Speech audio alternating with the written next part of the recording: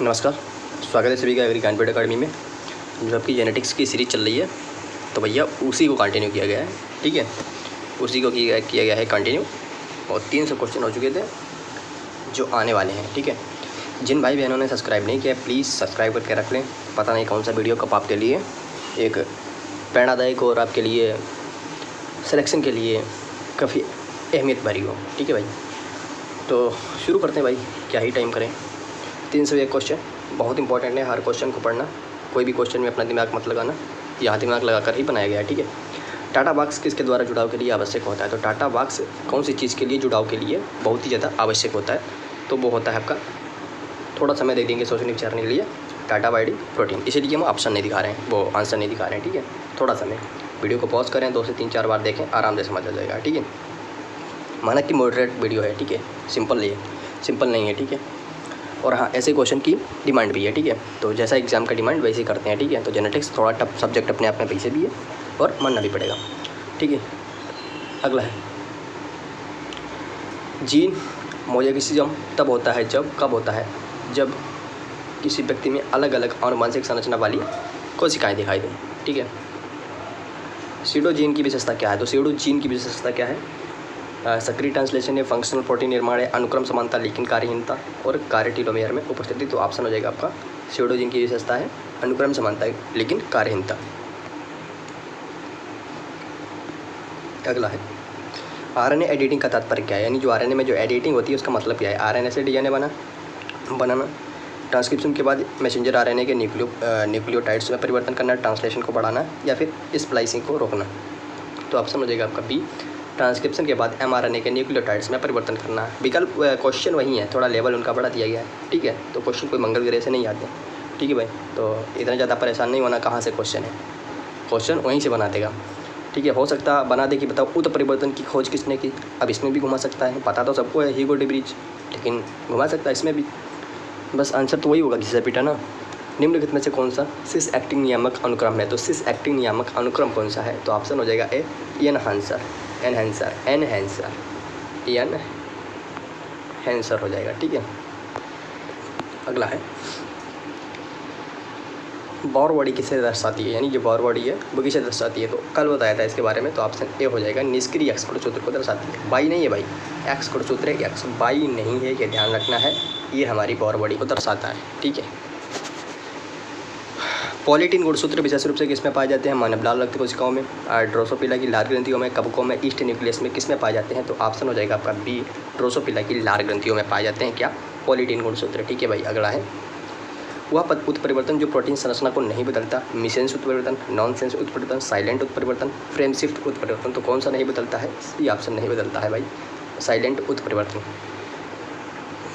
अगला है कौन एमआरएनए सबसे अधिक स्टेबल है यानी स्थिर है? MRNA, tRNA, rRNA, siRNA. तो कौन सा सबसे स्थिर है? तो आरआरएनए सबसे स्थिर है और मैक्सिमम क्वेश्चन में इसी के सही होने की संभावना होती है। तो भाई देख लेना इसको। पोजीशन इफेक्ट वेरिएशन का कारण क्या होता है? एक्सान में उत्परिवर्तन, हाइड्रोक्रोमैटिन के पास जीन का स्थानांतरण, टीआरएनए दमन, माइटोकॉन्ड्रिया परिवर्तन। तो ऑप्शन हो जाएगा बी, हेटेरोक्रोमैटिन के पास जो जीन का स्थानांतरण है वही आपका पीईबी का कारण होता है। ठीक है, सैटेलाइट डीएनए का उपयोग प्रमुख रूप से होता है किसमें होता है? बोला है कि भाई सैटेलाइट डीएनए का उपयोग प्रमुख रूप से होता है, तो किसमें होता है? ऑप्शन हो जाएगा सी, डीएनए फिंगरप्रिंट में होता है। डीएनए फिंगरप्रिंट में होता है। निम्न में से कौन सा कैनोनिकल हिस्टोन नहीं है? कैनोनिकल हिस्टोन नहीं है, तो ऑप्शन हो जाएगा आपका डी, H5 नहीं है, H5 नहीं है।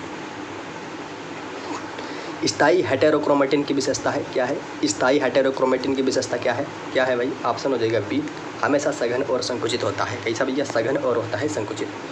कौन सी जीन संपादन तकनीक आरएनए गाइडेड इंडो न्यूक्लियस पर आधारित है?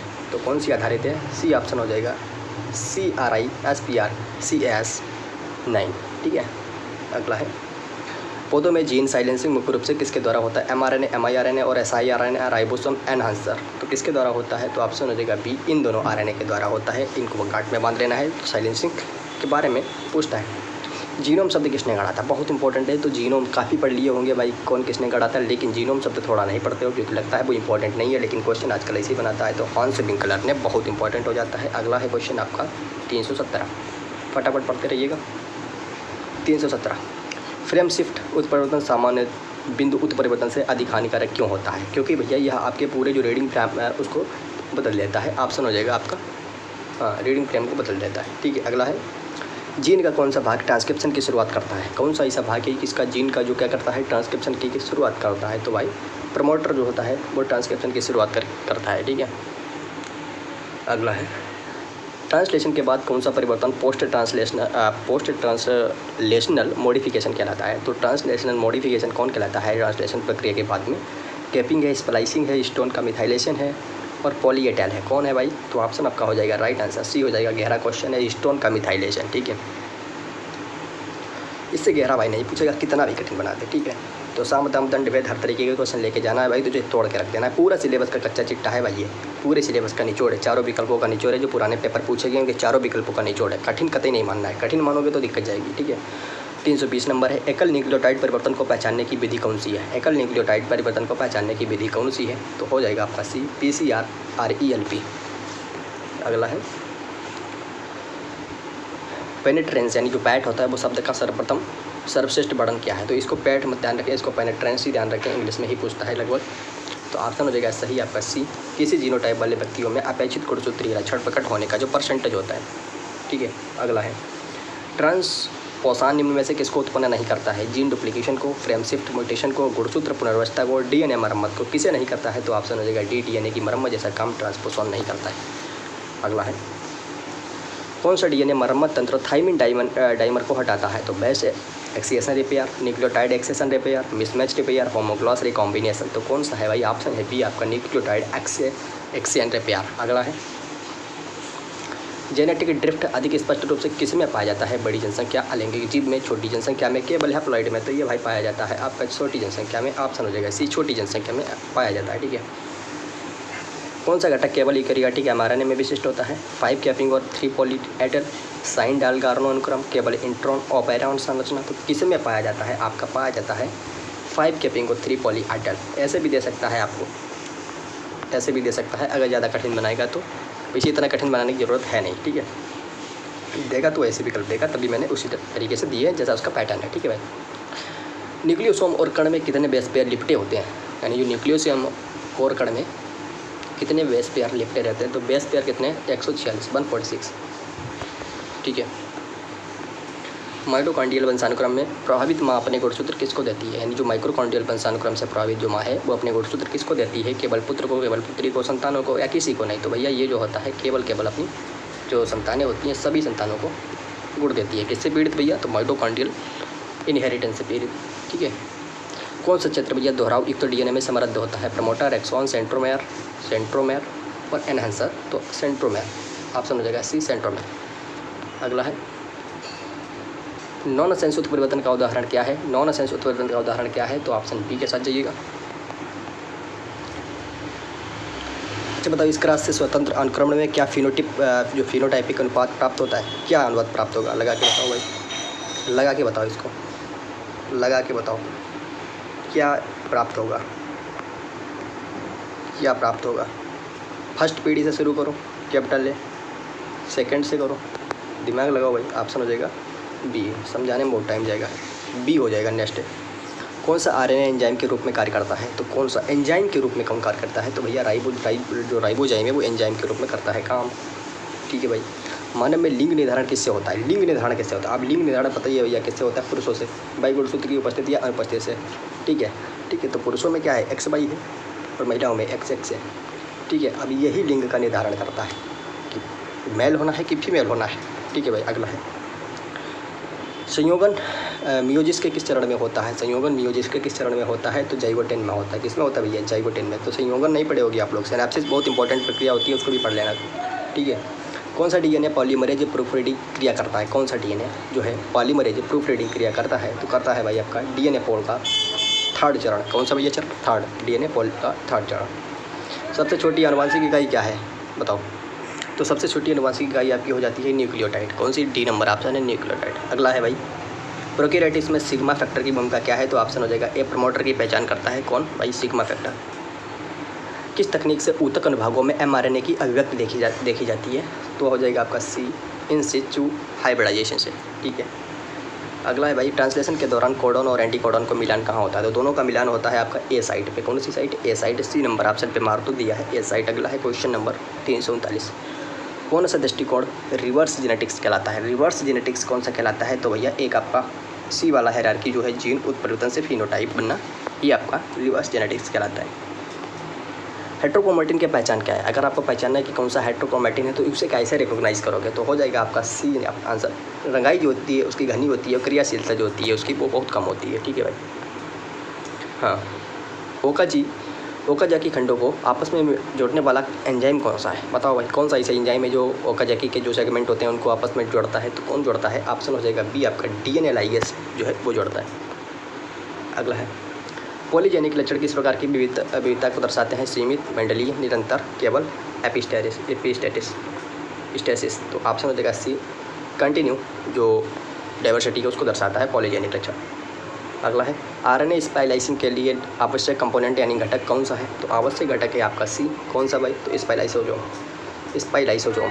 ठीक है भाई। नेक्स्ट है आपका 344 आ गया, निम्न में से कौन सा भी ट्रांसक्रिप्शन फैक्टर है? ट्रांसक्रिप्शन फैक्टर कौन सा है? तो हो जाएगा आपका ऑप्शन बी, TFIID। ठीक है। अगला है, एक जीन एक एंजाइम सिद्धांत सभी को पता है, बीटल और टाइटम ने दिया था। ठीक है, ये क्वेश्चन तो नहीं गलत होना चाहिए। यूकैरियोटिक mRNA पर 5 केप क्या होती है? 5 केप क्या होती है? तो ये भैया होती है मिथाइल ग्वानोसिन। कभी पूछता था किसकी बनी होती है? ठीक है। कौन बेस्ट जोड़ी सबसे मजबूत होती है? तो सबसे मजबूत होती है। ठीक है। अगला है भाई, जेनेटिक लिंकेज की खोज किसने की थी? तो पता ही है, मॉर्गन ने की थी। अगला है, वह उत्परिवर्तन जो अमीनो अम्ल को स्टॉप कोडन में बदल दे वह क्या कहलाता है? स्टॉप कोडन में बदल देना वह आपका क्या कहलाएगा? वो आपका कहलाएगा नॉनसेंस उत्परिवर्तन। कल इसके बारे में चर्चा की थी। तो रिपीट हो जाते हैं क्वेश्चन, एकदम दिमाग में छू जाएंगे भाई। टीलोमरेज एंजाइम का कार्य क्या है? टीलोमरेज एंजाइम का कार्य क्या है? तो ऑप्शन हो जाएगा आपका बी, टीलोमियर की लंबाई बनाए रखना। टीलोमियर की लंबाई को बनाए रखना। अगला है भाई, अगला है मियोजिस में क्रॉसिंग ओवर कब होता है? मियोजिस में क्रॉसिंग ओवर कब होता है? तो ऑप्शन हो जाएगा बी, प्रोफेज फर्स्ट में। अगला है, क्रोमैटिन रिमॉडलिंग को कौन कंट्रोल करता है? यानी जो क्रोमैटिन रिमॉडलिंग है इसको कंट्रोल कौन करता है? तो ऑप्शन ए हो जाएगा, हिस्टोन एसिटाइल ट्रांसफरेज। ठीक है।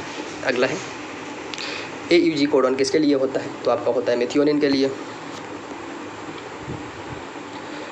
कौन जीन अभिव्यक्ति को नियंत्रित करने वाला तत्व? जीन अभिव्यक्ति को नियंत्रित कौन करता है? तो करता है भैया आपका ऑपरेटर। ऑपरेटर। एपिजेनेटिक्स शब्द का अर्थ क्या है? एपिजेनेटिक्स का अर्थ होता है आपका बी, DNA अनुक्रम बदले बिना जीन अभिव्यक्ति में परिवर्तन करना। ठीक है। अगला है, कौन ट्रांसलेशन में भाग नहीं लेता है? कौन भाग नहीं लेता है? ऑप्शन हो जाएगा सी, DNA पॉलीमरेज भाग नहीं लेता है। एंटीकोडॉन किस में पाया जाता है? तो एंटीकोडॉन आपका ऑप्शन बी हो जाएगा, ट्रांसफर RNA में पाया जाता है। कौन भैया? एंटीकोडॉन। अमीनो अम्लों के लिए न्यूनतम कितने कोडॉन की आवश्यकता होती है? तो 6 कोडॉन की आवश्यकता होती है, 6। अगला है आपका, लोकस का सही अर्थ क्या है? तो लोकस का सही अर्थ है गुणसूत्र पर जीन का विशिष्ट स्थान, की लोकस का सही अर्थ होता है। नेक्स्ट है आपका, पुरुषत्व के लिए उत्तरदायी SRY जीन कहाँ स्थित होता है? तो ये बाई गुणसूत्र पर स्थित होता है भैया, बाई। अगला है, tRNA का कौन सा भाग mRNA के कोडन से जुड़ा होता है? तो हो जाएगा बस सी, एंटीकोडॉन लूप जो होता है जुड़ा होता है। अगला है, निम्न में से किस DNA का गलन तापमान यानी जो मेल्टिंग टेम्परेचर है वो सर्वाधिक होगा? कौन सा DNA है, कितने पर होगा? तो ऑप्शन हो जाएगा सी आपका, 50% AT व 50% GC पर होगा। ऐसा उत्परिवर्तन जिससे जीन का कार्य पूरी तरह समाप्त हो जाता है वह क्या है? तो आपका हो जाएगा भाई वो शून्य उत्परिवर्तन, नल म्यूटेशन हो जाएगा। अगला है, निम्न में से कौन सा यूकैरियोटिक RNA पॉलीमरेज नहीं है? कौन सा नहीं है? तो ऑप्शन हो जाएगा डी, RNA पोल।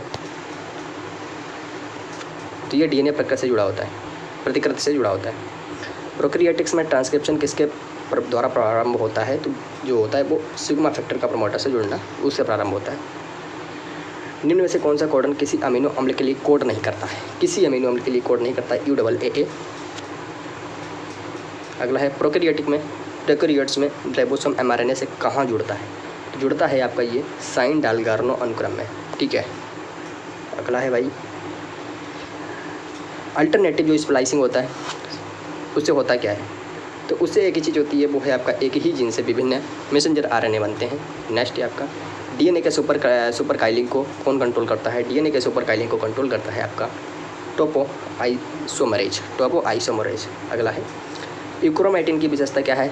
यूक्रोमेटिन की विशेषता है आपकी ऑप्शन बी हो जाएगा ढीली संरचना व सक्रिय ट्रांसक्रिप्शन आपकी यूक्रोमेटिन की विशेषता है। जीन पूल का अर्थ क्या है भाई? तो जीन पूल का अर्थ है एक जनसंख्या के सभी एलील, एक जनसंख्या के सभी एलील, ठीक है भाई। डीएनए प्रतिकृति के दौरान आरएनए प्राइमर बनाने वाला एंजाइम कौन है? तो ऑप्शन हो जाएगा आपका सी प्राइमेज है। नेक्स्ट है न्यूक्लियोसोम के बीच की लिंकर डीएनए से कौन सा हिस्टोन जुड़ा होता है? तो हो जाएगा आपका H1 जुड़ा होता है। कौन जुड़ा होता है भाई? H1 जुड़ा होता है। अगला है कौन सा आरएनए डीएनए से आनुवंशिक सूचना का वहन करता है? कौन करता है? तो हो जाएगा सी मैसेंजर आरएनए वहन करता है। अगला है एपिस्टेसिस क्या है? एपिस्टेसिस है क्या? तो ऑप्शन हो जाएगा बी एक गैर एलिलिक जीन द्वारा दूसरे जीन की अभिव्यक्ति को दबाना, ठीक है। नेक्स्ट है आरएनए में कौन सा बेस उपस्थित नहीं होता है? तो थाइमिन बेस जो है वो उपस्थित नहीं होता है मित्रगण। अगला है एक पॉलीसिस्ट्रोनिक एमआरएनए किसके लिए कोड करता है? किसके लिए कोड करता है? ऑप्शन हो जाएगा सी अलग अलग जीनों से बने कई प्रोटीन के लिए वो करता है कोड। अगला है वह जीन जो केवल द्विगुणित रूप में प्रकट होता है क्या कहलाता है? द्विगुणित रूप में प्रकट होता है वह क्या कहलाता है? ऑप्शन हो जाएगा बी रिसेसिव कहलाता है, रिसेसिव। अगला है प्रोमोटर क्षेत्र में उत्परिवर्तन का असर क्या होगा? ऑप्शन हो जाएगा सी ट्रांसक्रिप्शन की शुरुआत पर। नेक्स्ट सिस्टोन शब्द का अर्थ क्या है? तो सिस्टोन शब्द का अर्थ है ऑप्शन सी एक पॉलीपेप्टाइड के लिए कोड करने वाला क्षेत्र हो जाएगा। ओपरन मॉडल किसने प्रस्तावित किया? तो बहुत इंपॉर्टेंट हो जाता है। तो जेकब और मोनोद ने बहुत इंपॉर्टेंट होता है। कौन सी जीन परस्पर क्रिया नॉन पास हाथ के फेनोटाइपिक अनुपात को जन्म देती है? तो नॉन पास हाथ के ही क्यों जन्म देती है? क्योंकि भैया ये जो होती है वो परस्पर पूरक जीन क्रिया होती है, ठीक है। प्रोकैरियोटिक प्रमोटर में आरएनए पॉलीमरेज के जुड़ाव के लिए कौन सा क्षेत्र आवश्यक है? कौन सा क्षेत्र आवश्यक है? तो -10 और -35 क्षेत्र, ठीक है।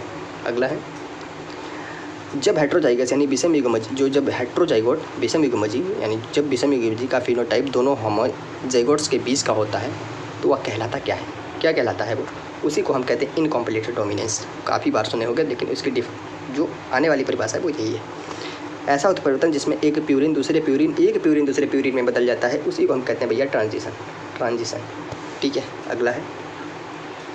अगला है वह खंड जो अपनी स्थिति बदल सकता है। कौन सा खंड है जो अपनी स्थिति बदल सकता है? तो ऑप्शन हो जाएगा बी ट्रांसपोसॉन, ठीक है। अगला है जीन वृद्धि यानी जो जीन एम्प्लीफिकेशन होता है प्रायः किस में देखी जाती है? तो प्रायः यह देखी जाती है ट्यूमर सेल्स में। किस में भैया?